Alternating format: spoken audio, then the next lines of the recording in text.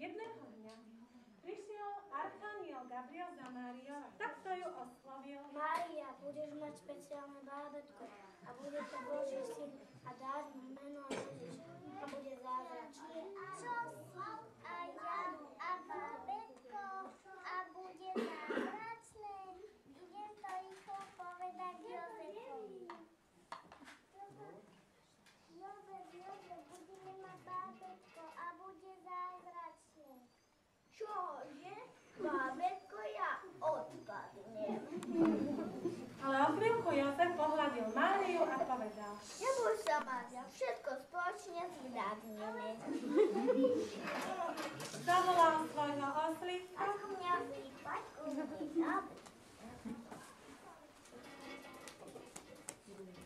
Potom pomohol Jozef Márii sadnúť na oslíka a hľadali hviezdu, ktorá im ukáže mesto Betlehem. A takto si Jozef spieval. Hviezdička betlehemská, kde si?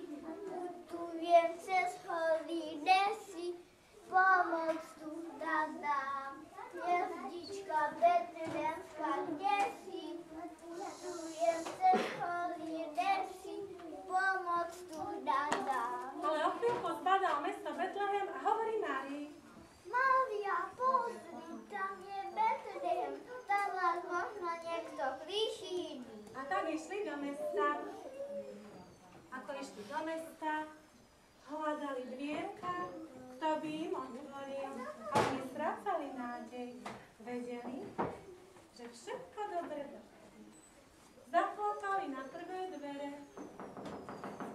A Jozef sa pýta: Sme sa vás prichýliť, že sa nám narodí bábätko. Nie, chodte preč, nechcem vás tu. To má plno hlavných tokov. Vypadnite, nechcem vás tu. Ale odišli. Hľadali ďalej. Zaklopal na druhé dvere. A pýta sa: Môžeme sa vás prichýliť. Nie, do môjho domu nie, ale chcete, poďte do mojej. Bizoly a ovečky.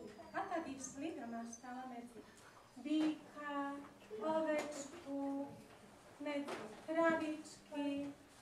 Oddychli si trošku, lebo boli veľmi unavení. Jozef pomohol Márii, láškali si a oddychli z náročnej cesty. Keď prešlo niekoľko týždňov, niekoľko mesiacov, Mária cítila, že sa za chvíľu narodí bábätko a povedala Jozefovi: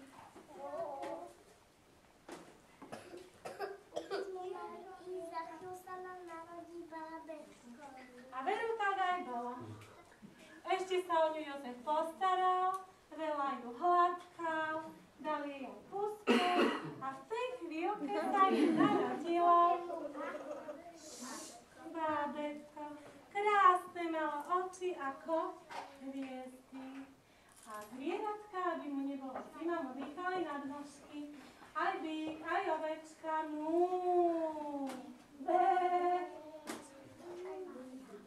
Jozef sa postaral, zakryl Ježiška, aby mu nebola zima, zakryl.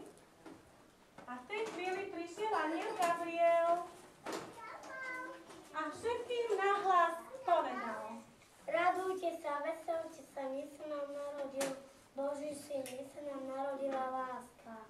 Tam prišli dvaja najmenší anjeli, úplne najmenší malilinky,